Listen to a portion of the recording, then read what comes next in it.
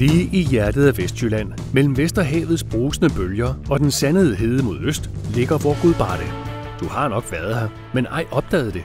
For vi er korte på den ene led og lange på den anden. For langs hovedvej 15 kan byen forsvinde, inden du har nået at blinke, men drejer du af mod byen, venter der verdens bedste by. Synes vi da selv. Igennem byen snor åen sig forbi et hav eller en hede af muligheder og tilbud for alle aldre. Alt, hvad hjertet kan begære.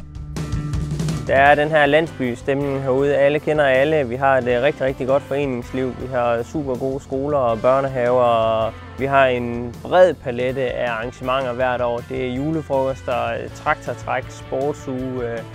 Der er rig mulighed for alle mulige forskellige events i løbet af året. Der er bare en rigtig, rigtig god stemning i Vorgudbarde. Med byer som Herning, Ringkøbing, Skjern og ja for den sags skyld også Holstebro i baghaven, er byen fantastisk let at pendle fra. Især en gang når vores børnebørn er gået på pension, så har vi nok fået en 2+1 vej. Men én ting er sikkert. Her kommer du tæt på et velfungerende erhvervsliv i og omkring Vorgudbarde. Byen og dens nærliggende områder emmer af flotte, naturskønne områder, hvor der er plads til lange gåture.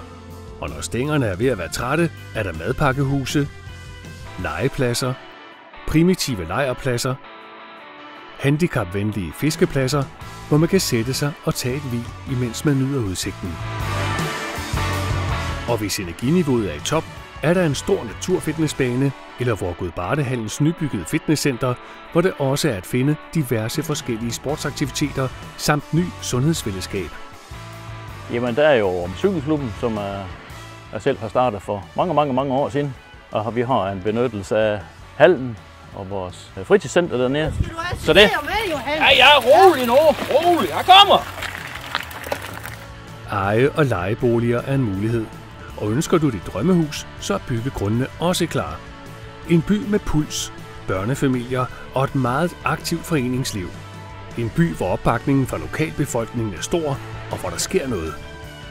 Stop op, mærk pulsen og drej af næste gang du suser afsted på hovedvej 15. Du er velkommen her.